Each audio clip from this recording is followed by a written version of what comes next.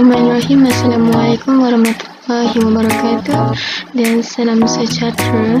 Saya Siti Nur Farhain Humarok binti Muhammad Roslan, nombor metrik 3191001601 daripada program Diploma Pendidikan Pengajian Prasekolah dari kohort 45, subjek pengajian sosial kanak-kanak, kod subjek ECD 2353. Nama pensyarah Prof. Dr. Zaidi bin Muhammad Hajazi. Hari ini saya akan menerangkan tentang artikel yang telah saya buat, iaitu faktor kecerdasan pelbagai. Mari kita mulakan. Baik. Kecerdasan pelbagai merupakan strategi pengajaran yang melibatkan kaedah pendekatan teknik dan aktiviti pengajaran yang memainkan peranan yang amat penting dalam memupuk penglibatan pelajar secara aktif dalam kelas. Tujuan artikel ini dilaksanakan untuk memudahkan penglibatan murid dalam kelas dengan menggunakan teori kecerdasan pelbagai.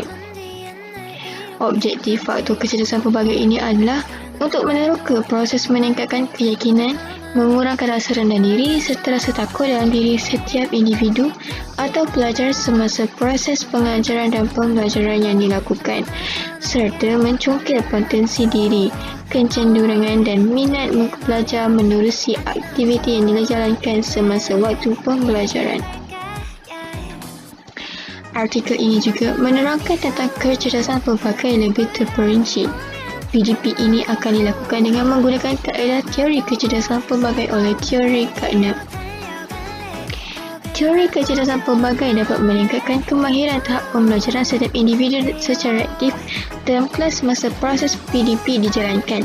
Kesimpulannya, usaha yang berterusan perlu dilakukan oleh semua pihak untuk mendapatkan kesan yang lebih baik pada masa hadapan.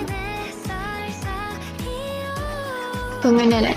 Sistem pendidikan di Malaysia adalah satu usaha yang berterusan ke arah memperkembangkan potensi individu secara menyeluruh dalam proses pembinaan bangsa yang maju dan membangun. Dalam proses pengajaran, guru-guru akan menggunakan pelbagai kaedah penyampaian untuk memudahkan berlakunya perubahan minat, tingkah laku, kemahiran dan memudahkan sesuatu proses pengajaran, dan penting untuk menarik minat dan penglibatan pelajar terhadap pembelajarannya, serta memotivasikan bagi setiap pengajaran pada setiap individu. Peranan di sini guru dilihat memberi impak yang besar terhadap penglibatan pelajar dalam kelas. Pengkaji mengambil inisiatif untuk kaji setiap usaha bagi meningkatkan pelibatan pelajar di dalam kelas masa sesi pengajaran dan pembelajaran dengan pendekatan teori kecerdasan pelbagai mengikut subjek yang diajar. Baik, seterusnya teori kecerdasan pelbagai. Howard Gardner adalah seorang ahli psikologi perkembangan yang terkenal yang mendapat pendidikan Universiti Harvard. Beliau telah menulis banyak buku berkenaan dengan psikologi perkembangan yang mengetengahkan kerja-kerjanya dalam bidang perkembangan kreativiti di kalangan kanak-kanak dan orang dewasa. Gardner juga sangat dikenali melalui hubungannya dengan kerja-kerja yang berkaitan dengan perkembangan artistik. Minatnya dalam kreativiti bermula pada awal tahun 1970-an semasa beliau mengkaji perhubungan seni dan perkembangan manusia. Bukunya Art for Scribbles yang dihasilkan dalam tahun 1980 mengkaji kehebatan kreativiti di kalangan kanak-kanak, dan kreativiti ini berkurangan apabila kanak-kanak menjadi semakin matang. Gardner juga membuat kesimpulan bahawa pada peringkat akhir permulaan kanak-kanak tersebut, mereka lebih memberi perhatian pada kemahiran linguistik. Mereka kian berkembang dan tidak lagi berminat berkomunikasi dalam bentuk non-verbal, seperti melukis. Howard Gardner telah menemukan tentang teori ini, iaitu teori kecerdasan pelbagai. Kecerdasan pelbagai merangkumi 9 jenis, antaranya kecerdasan bahasa linguistik, kecerdasan logistik, matematik, logical-mathematical, kecerdasan music intelligence, kecerdasan ruang visual atau spatial, kecerdasan kinestetik badan, kecerdasan interpersonal, intrapersonal, naturalis dan existential. Teori kecerdasan pelbagai ini diaplikasikan dalam PDP kerana ia menyokong pembelajaran bersepadu yang menyeluruh selaras dengan falsafah pendidikan kebangsaan dan keperluan pelajar. Di samping itu, pendekatan ini dilihat dapat menerima persamaan dan perbezaan antara individu dengan mengakui bahawa setiap pelajar adalah unik dengan cara pembelajaran yang berlainan. Ia juga diyakini dapat meningkatkan harga diri, kreativiti dan motivasi melalui pengajaran dan pembelajaran yang menyeronokkan. Selain itu, pendekatan ini dapat mewujudkan suasana pembelajaran serta kolaboratif di sekolah dan menggalakkan inovasi dan penyelidikan baru dalam pengajaran. Kecerdasan bahasa linguistik adalah pembacaan, penulisan, perbualan seseorang individu sama dalam bahasa sendiri atau bahasa orang lain, bahasa asing.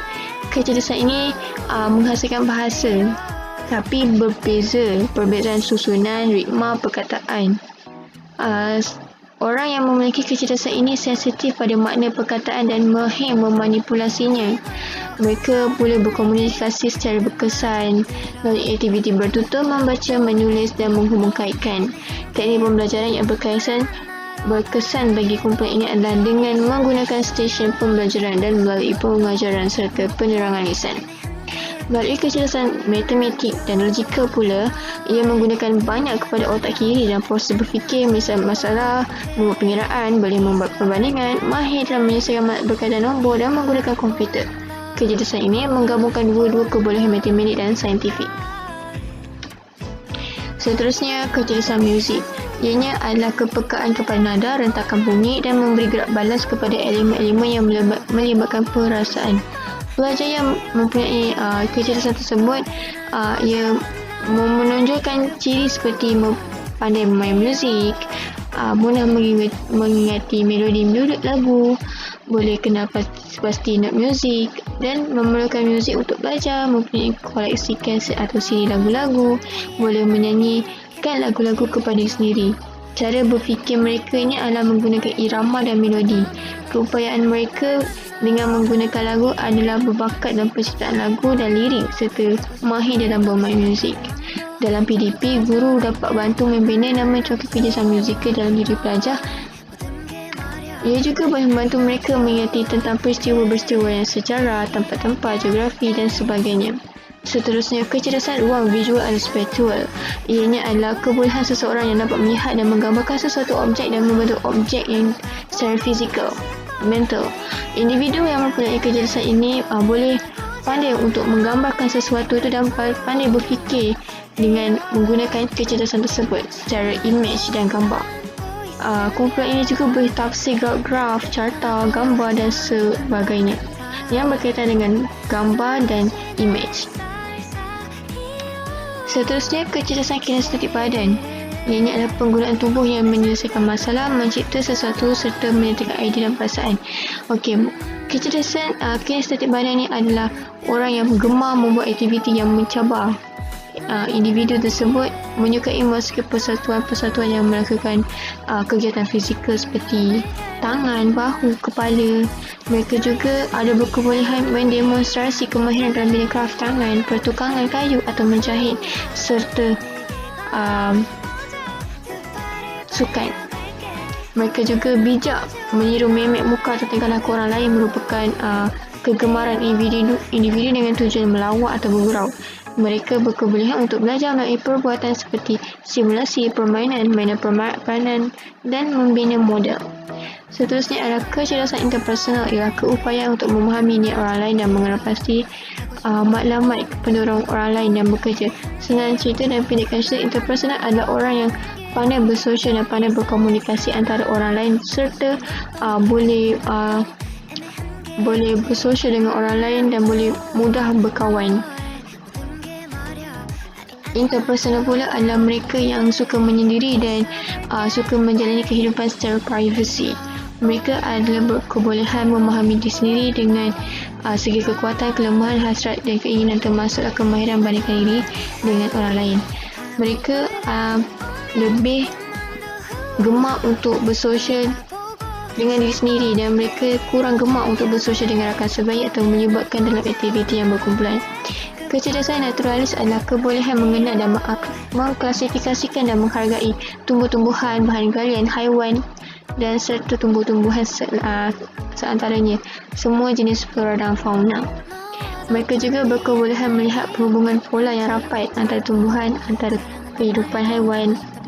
Mereka ini dikategorikan sebagai orang yang pecinta alam dan sayang pada haiwan.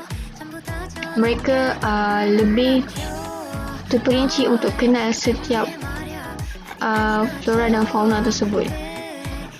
Kecerdasan eksistensial pula adalah kecerdasan yang dimiliki oleh mereka lazimnya mempunyai kepekaan dan keupayaan untuk menjawab soalan berkaitan dengan kewujudan tentang kehidupan dan kematian. Mereka ni sensitif serta mereka ni adalah kuat tentang memikirkan tentang apa itu agama yang mereka tentang agama tersebut, serta mereka ni ingin tahu, mereka ni ada perasaan yang ingin tahu lebih detail dan tentang agama-agama yang ada dekat atas dunia ni. Mereka lebih mendalami keagamaan dan mencari kebenaran dengan keabdian. Individu ini juga mempunyai perasaan empati dan kuat di atas dasar insania dan tuntutan keagamaan mereka pegangnya atau anuti. Baiklah, sampai di situ sahaja. Seterusnya adalah rumusan. Apa yang bisa disimpulkan adalah bidang pendidikan amat sangat penting dekat dalam sebuah negara. Ia penentu sama ada negara itu bangun atau jatuh pada masa hadapan. Dan kita ini wajar untuk memberi penekanan kepada setiap pelajar untuk mengikuti dan memastikan kecerdasan yang sesuai pada setiap individu dengan mengikuti dan memastikan kecerdasan yang mereka lakukan adalah sesuai pada diri mereka. Pendekatan PDP juga secara konvensionalnya sebenarnya mempunyai keistimewaan tertentu, khususnya apabila digabungkan dengan pendekatan teori kecerdasan pelbagai. Guru sebagai tenaga pengajar harus peka dan dengan kebolehan dan potensi yang ada pada diri pelajar supaya mereka dapat sesuaikan dengan pengajaran tersebut. Pendidikan yang adil boleh dilihat dan memberi jaminan pada keutuhan sesebuah tamadun manusia dapat menjamin kejayaan dalam sesuatu sistem pendidikan. Teori kecerdasan pelbagai yang diperkenalkan oleh Howard Gardner adalah merupakan satu bentuk teori yang memperjuangkan keadilan dalam pendidikan. Hal ini kerana dapat melihat dengan lebih jelas betapa penglibatan ini membuahkan hasil dan kelebihan pada diri pelajar.